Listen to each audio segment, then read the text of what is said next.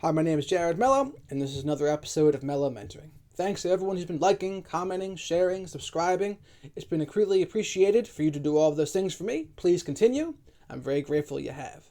And also, my book, Radical Self-Respect, Avoid Falling for the Same BS, coming out January 2020. You're really going to want to read that one, especially if you've had problems with people-pleasing, weak boundaries, codependency, or negative mindset, complacency.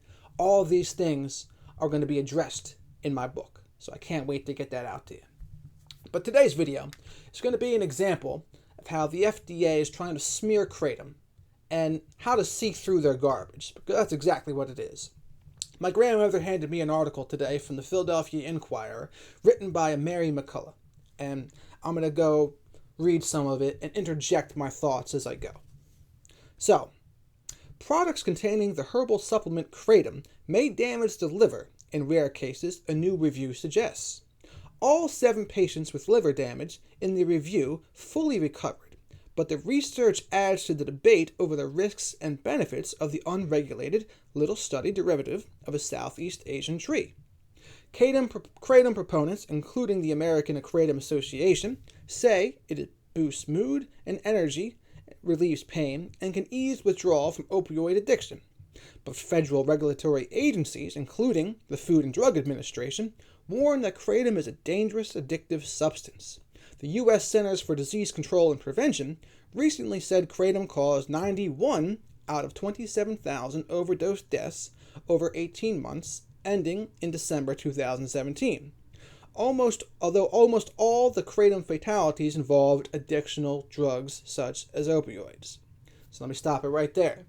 See what they're already trying to do here? They're trying to link Kratom, the best they can, to liver damage and overdose deaths.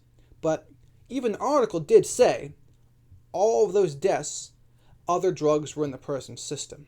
So what they're trying to do here is they're trying to get the people who don't know any better to link Kratom to liver damage, to link Kratom to overdose deaths. So say if there's ever a vote on this, that's what people will remember. Like if my grandmom sees this on a voting ballot, and she'll say, oh yeah, I remember they talked about that in regards to liver damage and overdose deaths. But what's going on here, really? So the FDA, they do studies, and they're often funded by pharmaceutical companies. Pharmaceutical companies are not making any money from Kratom. But what they are making money from is their opioid alternatives, such as Percocets, Oxycontin, methadone, suboxone, and for other things, Xanax, klonipin, adderall. That's where they're making their money. If they ever had to do a study detailing how many people die from those substances alone, there would be too many to count. And so remember who's funding these studies. They're trying to make Kratom look as bad as possible. To continue. The new analysis was conducted by the federally funded Drug-Induced Liver Injury Network and presented at a meeting Monday by lead researcher Victor Navarro, a gastroenterologist with the Einstein Healthcare Network in Philadelphia. His team reviewed 404 cases of liver damage linked to dietary supplements between 2004 and 2018. 8 injuries involved products containing Kratom, and 7 of them were convincingly tied to Kratom. The 7 patients, mostly middle-aged white men, used Kratom for a median of 15 days and were hospitalized with symptoms including itching, jaundice, and abdominal pain. So again, they're doing their best to associate Kratom with negative things. 7 patients out of 404. I could only imagine how many if they studied things like, Percocet use in liver damage, methadone or suboxone in liver damage, or deaths involving those things. How many would they be? And I know you might be thinking, I talked to my doctor and nurses friends, and they hate Kratom too. Well, it's like you got to understand the money and the pharmaceutical companies have gotten involved in the curriculum. They're teaching the doctors and nurses things that are going to help them make money. They're not teaching them things that are about supplements. They don't know. They really don't know. And so it's kind of insidious what they're doing, but hey, when it comes to money, I've learned you can't be cynical enough.